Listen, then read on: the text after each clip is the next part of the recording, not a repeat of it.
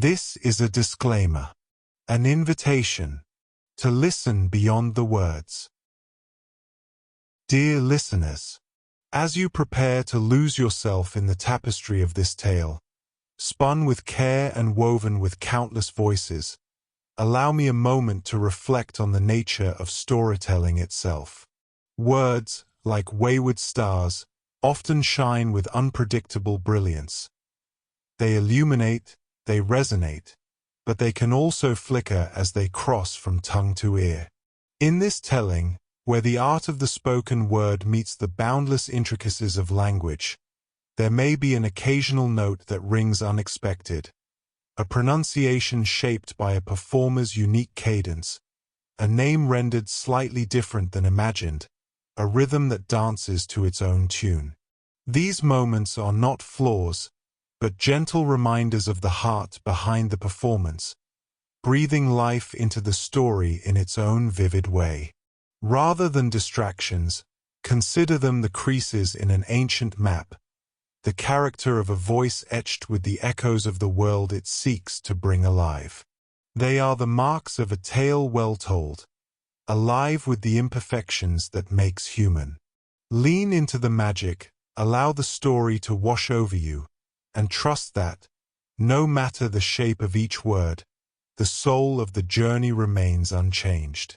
Your willingness to listen with an open heart is the truest magic of all. The Adventures of Sherlock Holmes, by Arthur Conan Doyle. The 5 Orange Pips. 1. When I glance over my notes and records of the Sherlock Holmes cases between the years 82 and 90, I am faced by so many which present strange and interesting features that it is no easy matter to know which to choose and which to leave. Some, however, have already gained publicity through the papers, and others have not offered a field for those peculiar qualities which my friend possessed in so high a degree, and which it is the object of these papers to illustrate. Some, too, have baffled his analytical skill, and would be, as narratives, beginnings without an ending, while others have been but partially cleared up, and have their explanations founded rather upon conjecture and surmise than on that absolute logical proof which was so dear to him. There is, however, one of these last which was so remarkable in its details and so startling in its results that I am tempted to give some account of it in spite of the fact that there are points in connection with it which never have been, and probably never will be, entirely cleared up. The year 87 furnished us with a long series of cases of greater or less interest, of which I retain the records. Among my headings under this 112 months I find an account of the adventure of the Paradol Chamber, of the Amateur Mendicant Society, who held a luxurious club in the lower vault of a furniture warehouse, of the facts connected with the loss of the British bark Sophie Anderson, of the singular adventures of the Grice Pattersons in the island of Uffa, and finally of the Camberwell poisoning case. In the latter, as may be remembered, Sherlock Holmes was able, by winding up the dead man's watch, to prove that it had been wound up 2 hours before, and that therefore the deceased had gone to bed within that time, a deduction which was of the greatest importance in clearing up the case. All these I may sketch out at some future date, but none of them present such singular features as the strange train of circumstances which I have now taken up my pen to describe.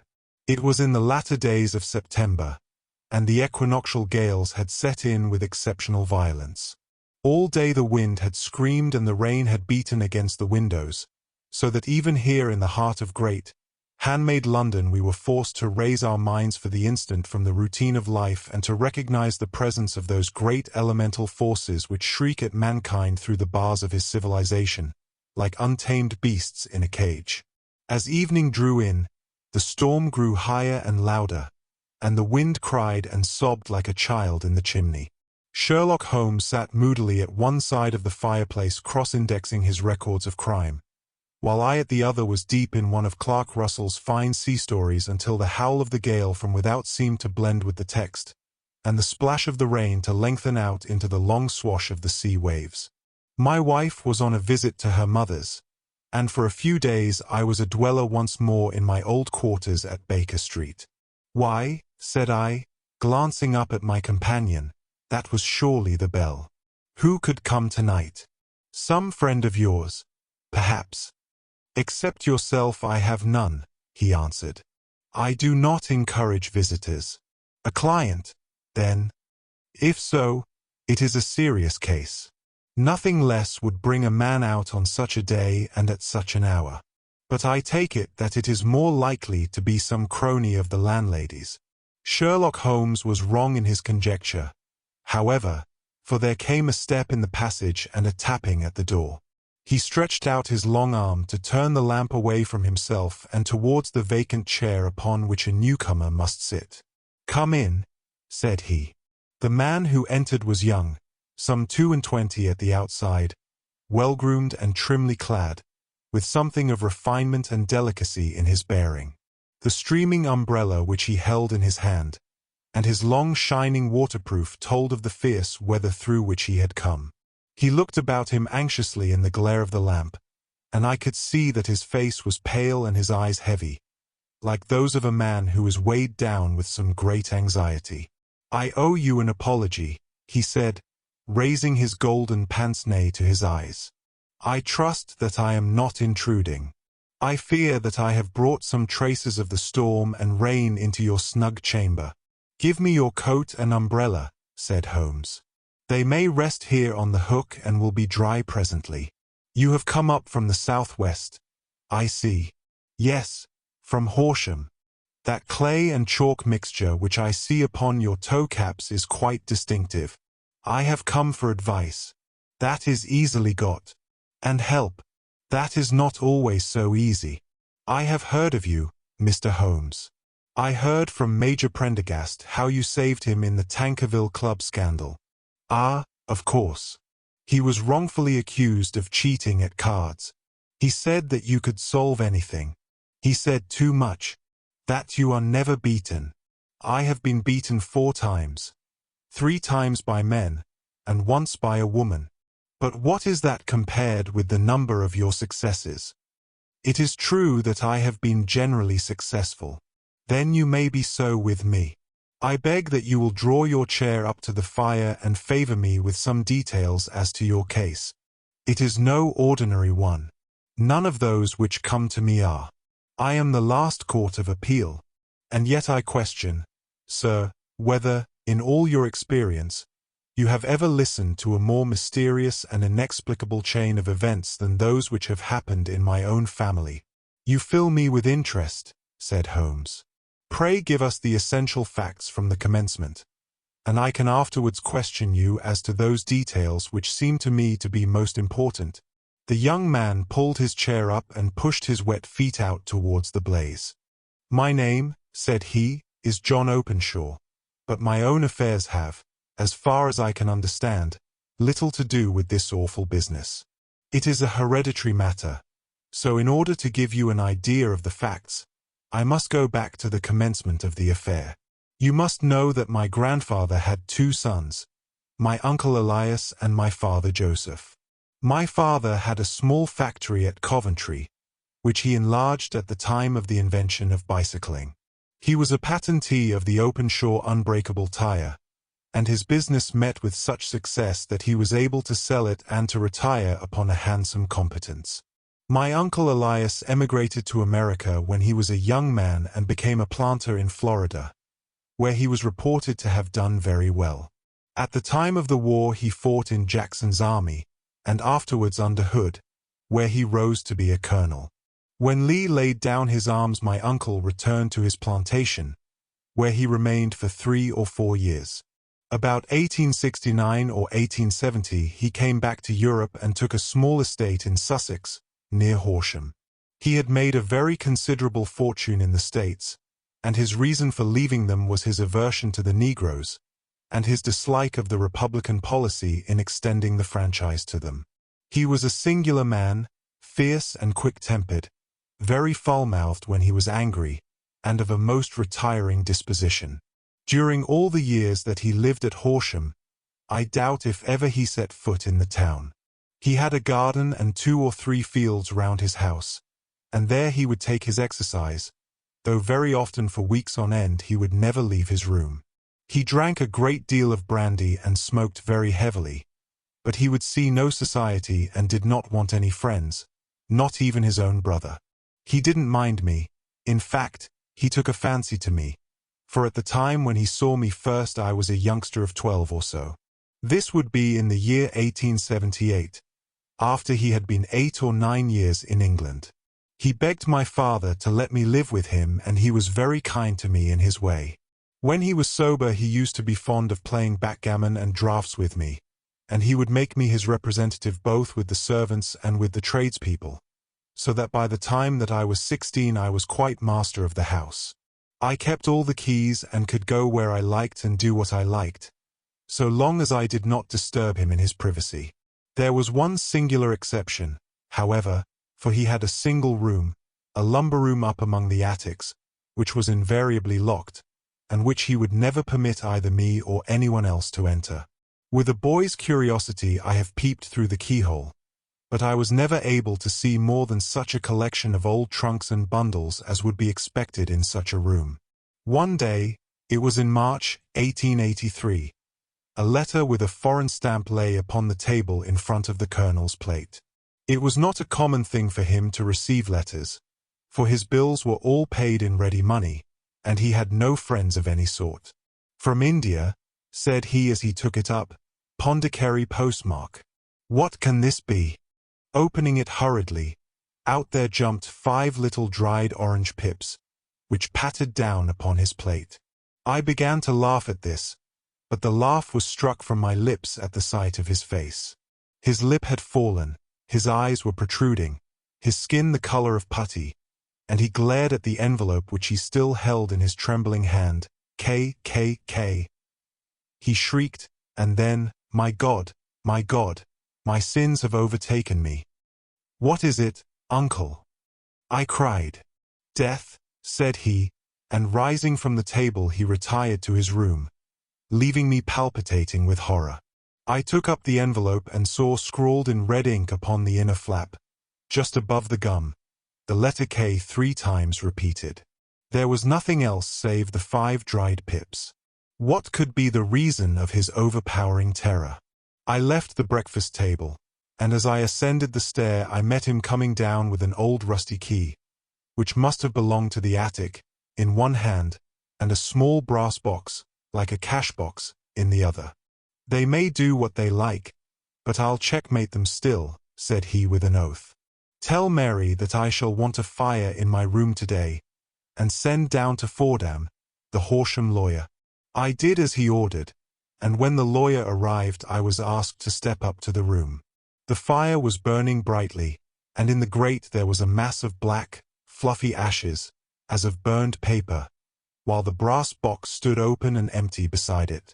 As I glanced at the box I noticed, with a start, that upon the lid was printed the treble K which I had read in the morning upon the envelope.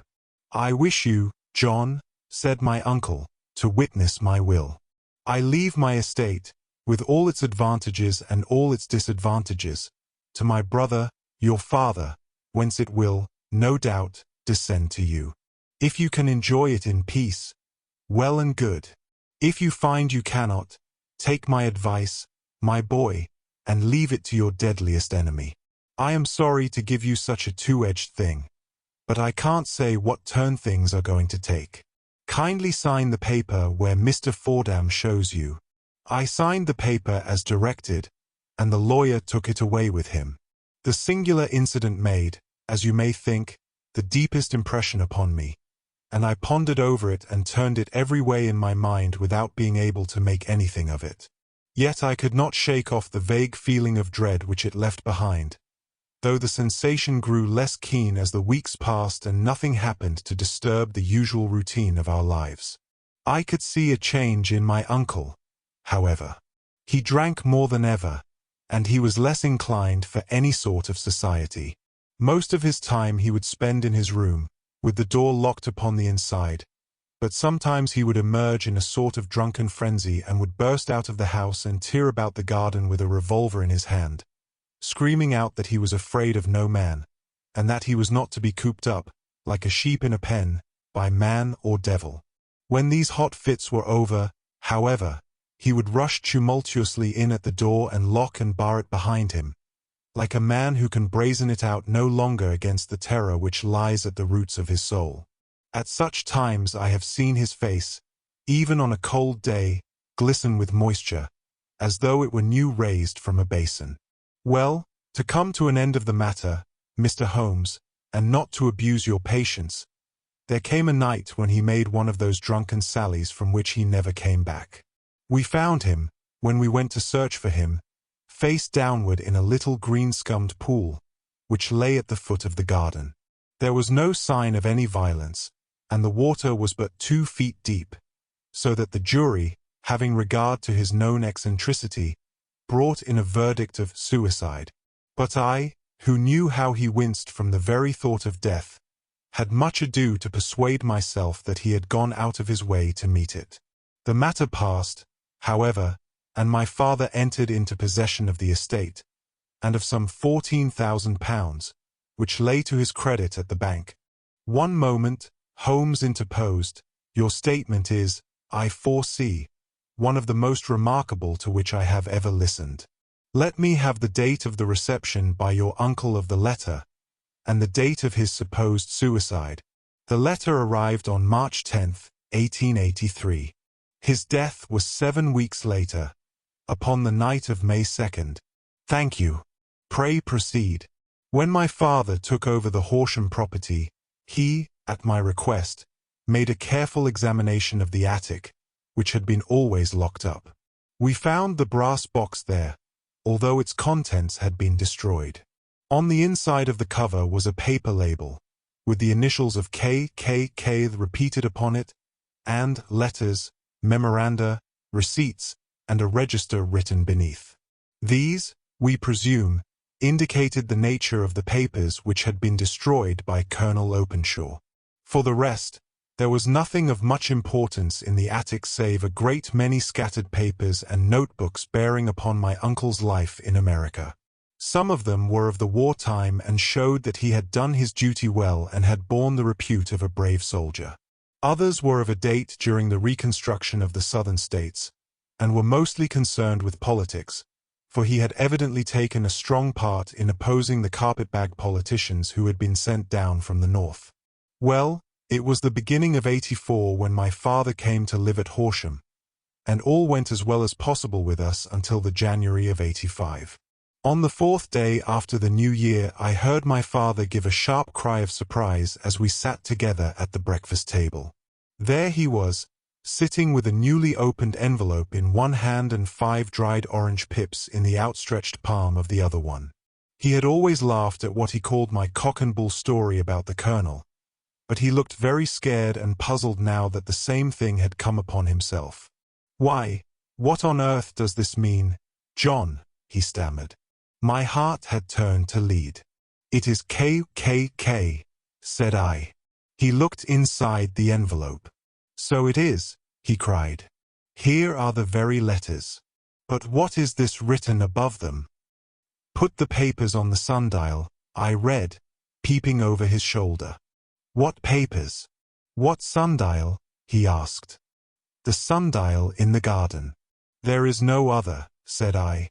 "But the papers must be those that are destroyed." "Pooh!"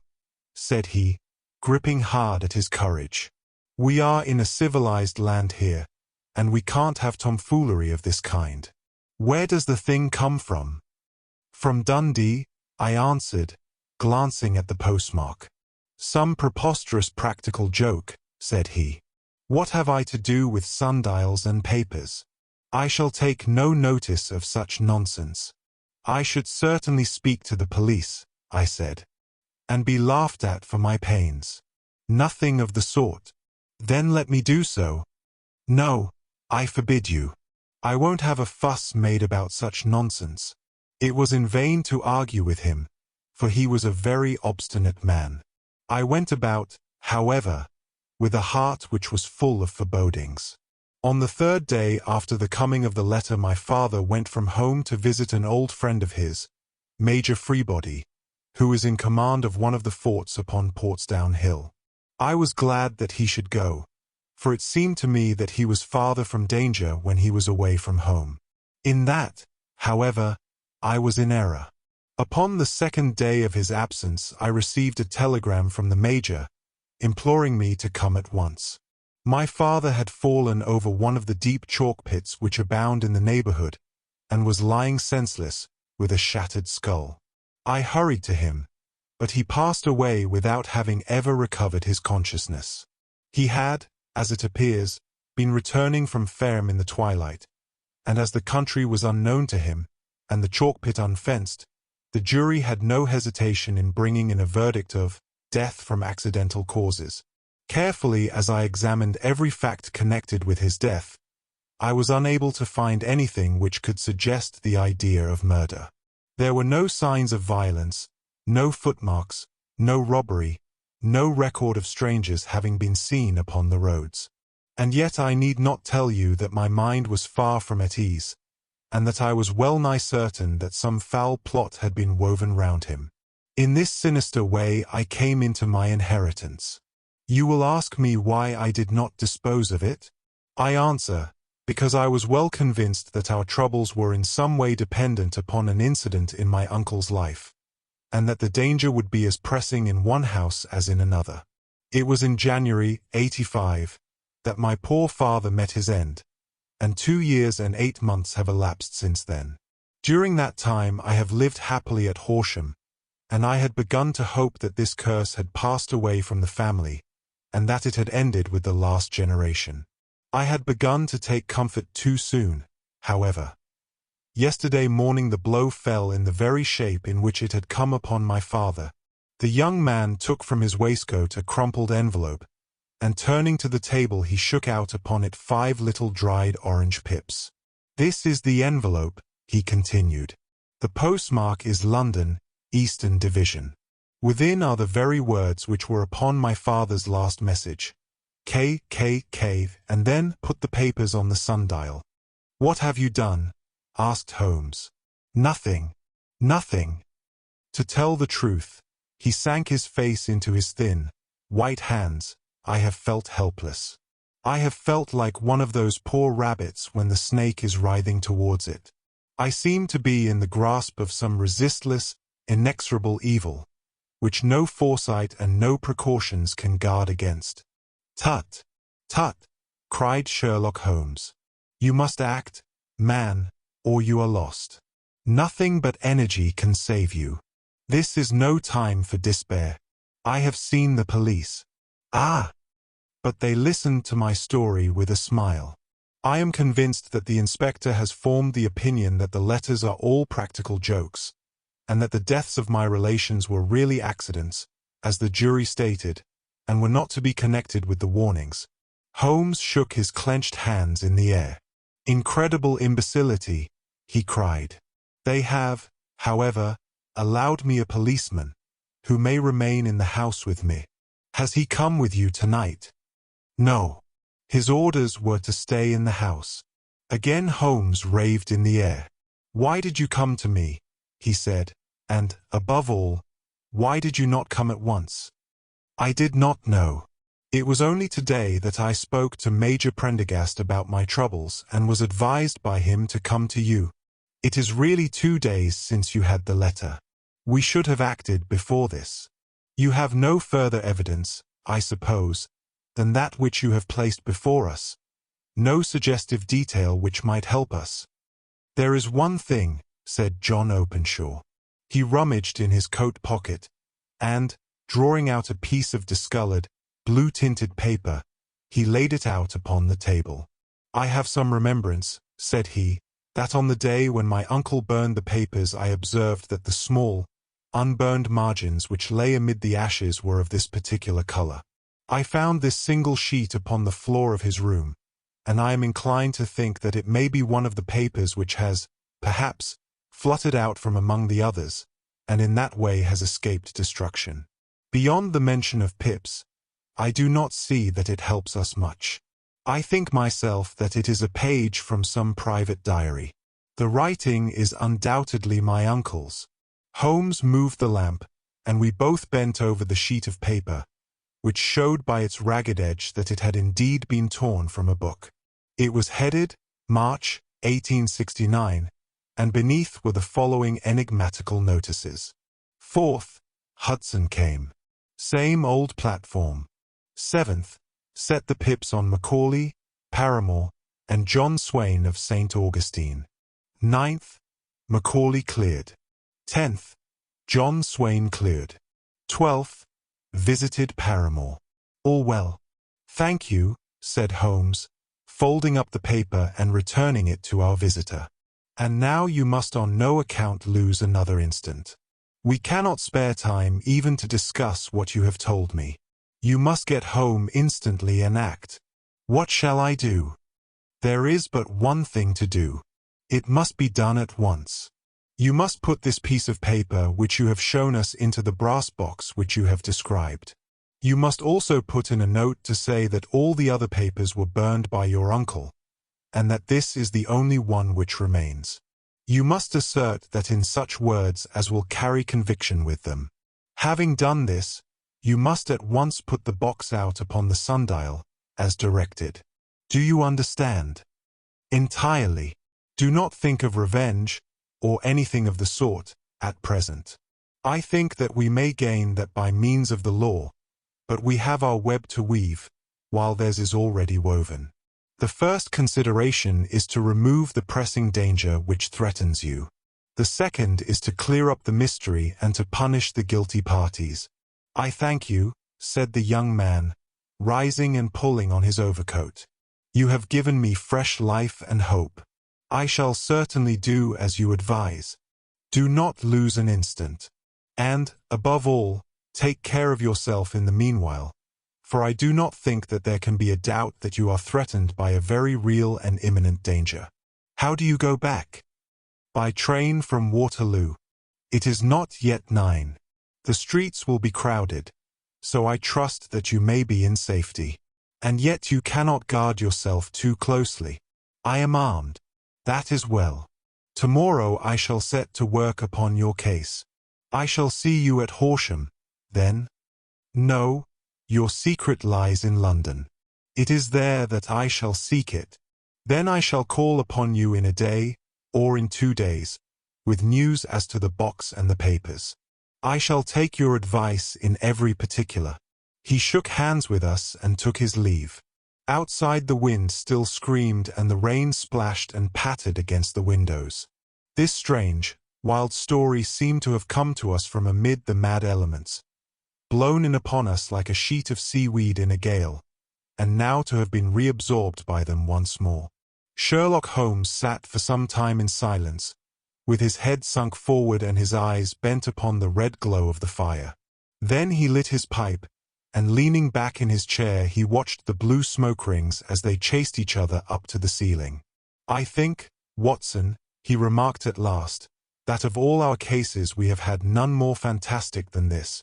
Save, perhaps, the sign of 4. Well, yes. Save, perhaps, that. And yet this John Openshaw seems to me to be walking amid even greater perils than did the Sholtos. But have you, I asked, formed any definite conception as to what these perils are? There can be no question as to their nature, he answered. Then what are they? Who is this K, and why does he pursue this unhappy family? Sherlock Holmes closed his eyes and placed his elbows upon the arms of his chair, with his fingertips together. The ideal reasoner, he remarked, would, when he had once been shown a single fact in all its bearings, deduce from it not only all the chain of events which led up to it but also all the results which would follow from it. As Cuvier could correctly describe a whole animal by the contemplation of a single bone, so the observer who has thoroughly understood one link in a series of incidents should be able to accurately state all the other ones, both before and after. We have not yet grasped the results which the reason alone can attain to. Problems may be solved in the study which have baffled all those who have sought a solution by the aid of their senses. To carry the art, however, to its highest pitch, it is necessary that the reasoner should be able to utilize all the facts which have come to his knowledge, and this in itself implies, as you will readily see, a possession of all knowledge, which, even in these days of free education and encyclopedias, is a somewhat rare accomplishment. It is not so impossible, however, that a man should possess all knowledge which is likely to be useful to him in his work, and this I have endeavored in my case to do. If I remember rightly, you on one occasion, in the early days of our friendship, defined my limits in a very precise fashion. Yes, I answered, laughing. It was a singular document. Philosophy, astronomy, and politics were marked at 0, I remember.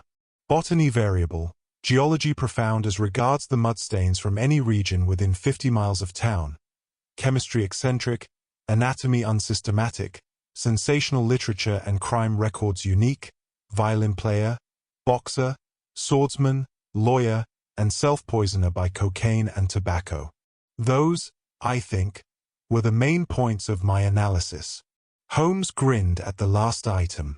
Well, he said, I say now, as I said then, that a man should keep his little brain attic stocked with all the furniture that he is likely to use, and the rest he can put away in the lumber room of his library, where he can get it if he wants it. Now, for such a case as the one which has been submitted to us tonight, we need certainly to muster all our resources. Kindly hand me down the letter K of the American Encyclopedia which stands upon the shelf beside you. Thank you.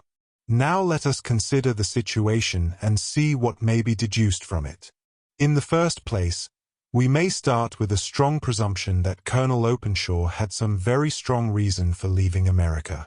Men at his time of life do not change all their habits and exchange willingly the charming climate of Florida for the lonely life of an English provincial town. His extreme love of solitude in England suggests the idea that he was in fear of someone or something, so we may assume as a working hypothesis that it was fear of someone or something which drove him from America. As to what it was he feared, we can only deduce that by considering the formidable letters which were received by himself and his successors. Did you remark the postmarks of those letters? The first was from Pondicherry, the second from Dundee, and the third from London. From East London. What do you deduce from that? They are all seaports. That the writer was on board of a ship. Excellent. We have already a clue. There can be no doubt that the probability, the strong probability, is that the writer was on board of a ship. And now let us consider another point. In the case of Pondicherry, 7 weeks elapsed between the threat and its fulfillment. In Dundee it was only some 3 or 4 days. Does that suggest anything? A greater distance to travel. But the letter had also a greater distance to come. Then I do not see the point. There is at least a presumption that the vessel in which the man or men are is a sailing ship. It looks as if they always send their singular warning or token before them when starting upon their mission. You see how quickly the deed followed the sign when it came from Dundee. If they had come from Pondicherry in a steamer, they would have arrived almost as soon as their letter. But, as a matter of fact, 7 weeks elapsed. I think that those 7 weeks represented the difference between the mailboat which brought the letter and the sailing vessel which brought the writer. It is possible. More than that. It is probable. And now you see the deadly urgency of this new case, and why I urged young Openshaw to caution. The blow has always fallen at the end of the time which it would take the senders to travel the distance. But this one comes from London, and therefore we cannot count upon delay. Good God! I cried. What can it mean, this relentless persecution? The papers which Openshaw carried are obviously of vital importance to the person or persons in the sailing ship. I think that it is quite clear that there must be more than one of them. A single man could not have carried out 2 deaths in such a way as to deceive a coroner's jury. There must have been several in it, and they must have been men of resource and determination. Their papers they mean to have, be the holder of them who it may. In this way you see KKK ceases to be the initials of an individual and becomes the badge of a society. But of what society? Have you never, said Sherlock Holmes, bending forward and sinking his voice, have you never heard of the Ku Klux Klan? I never have. Holmes turned over the leaves of the book upon his knee. "Here it is," said he presently. Ku Klux Klan. A name derived from the fanciful resemblance to the sound produced by cocking a rifle. This terrible secret society was formed by some ex-Confederate soldiers in the southern states after the Civil War, and it rapidly formed local branches in different parts of the country, notably in Tennessee, Louisiana, the Carolinas, Georgia, and Florida. Its power was used for political purposes, principally for the terrorizing of the Negro voters and the murdering and driving from the country of those who were opposed to its views. Its outrages were usually preceded by a warning sent to the marked man in some fantastic but generally recognized shape: a sprig of oak leaves in some parts, melon seeds, or orange pips in others. On receiving this, the victim might either openly abjure his former ways, or might fly from the country. If he braved the matter out, death would unfailingly come upon him, and usually in some strange and unforeseen manner. So perfect was the organization of the society, and so systematic its methods, that there is hardly a case upon record where any man succeeded in braving it with impunity, or in which any of its outrages were traced home to the perpetrators. For some years the organization flourished in spite of the efforts of the United States government and of the better classes of the community in the South. Eventually, in the year 1869, the movement rather suddenly collapsed, although there have been sporadic outbreaks of the same sort since that date. "You will observe," said Holmes, laying down the volume, "that the sudden breaking up of the society was coincident with the disappearance of Openshaw from America with their papers. It may well have been cause and effect. It is no wonder that he and his family have some of the more implacable spirits upon their track. You can understand that this register and diary may implicate some of the first men in the South, and that there may be many who will not sleep easy at night until it is recovered. Then the page we have seen is such as we might expect. It ran, if I remember right, sent the pips to A, B, and C, that is, sent the society's warning to them. Then there are successive entries that A and B cleared, or left the country, and finally that C was visited, with, I fear, a sinister result for C. Well, I think, Doctor, that we may let some light into this dark place, and I believe that the only chance young Openshaw has in the meantime is to do what I have told him. There is nothing more to be said or to be done tonight. So hand me over my violin and let us try to forget for half an hour the miserable weather and the still more miserable ways of our fellow men." It had cleared in the morning, and the sun was shining with a subdued brightness through the dim veil which hangs over the great city. Sherlock Holmes was already at breakfast when I came down. "You will excuse me for not waiting for you," said he. "I have, I foresee, a very busy day before me in looking into this case of young Openshaw's." "What steps will you take?" I asked. "It will very much depend upon the results of my first inquiries. I may have to go down to Horsham. After all, you will not go there first." "No, I shall commence with the city. Just ring the bell and the maid will bring up your coffee." As I waited, I lifted the unopened newspaper from the table and glanced my eye over it. It rested upon a heading which sent a chill to my heart. "Holmes," I cried, "you are too late." "Ah," said he, laying down his cup, "I feared as much. How was it done?" He spoke calmly, but I could see that he was deeply moved. My eye caught the name of Openshaw, and the heading "Tragedy near Waterloo Bridge." Here is the account. "Between 9 and 10 last night, Police Constable Cook, of the H Division, on duty near Waterloo Bridge, heard a cry for help and a splash in the water. The night, however, was extremely dark and stormy, so that, in spite of the help of several passers-by, it was quite impossible to effect a rescue. The alarm, however, was given, and, by the aid of the water police, the body was eventually recovered. It proved to be that of a young gentleman whose name, as it appears from an envelope which was found in his pocket, was John Openshaw, and whose residence is near Horsham. It is conjectured that he may have been hurrying down to catch the last train from Waterloo Station, and that in his haste and the extreme darkness he missed his path and walked over the edge of one of the small landing places for river steamboats. The body exhibited no traces of violence, and there can be no doubt that the deceased had been the victim of an unfortunate accident, which should have the effect of calling the attention of the authorities to the condition of the riverside landing stages. We sat in silence for some minutes, Holmes more depressed and shaken than I had ever seen him. "That hurts my pride, Watson," he said at last. "It is a petty feeling, no doubt, but it hurts my pride. It becomes a personal matter with me now, and, if God sends me health, I shall set my hand upon this gang. That he should come to me for help, and that I should send him away to his death." He sprang from his chair and paced about the room in uncontrollable agitation, with a flush upon his sallow cheeks and a nervous clasping and unclasping of his long thin hands. "They must be cunning devils," he exclaimed at last. "How could they have decoyed him down there? The embankment is not on the direct line to the station. The bridge, no doubt, was too crowded, even on such a night, for their purpose. Well, Watson, we shall see who will win in the long run. I am going out now." "To the police?" "No, I shall be my own police. When I have spun the web they may take the flies, but not before.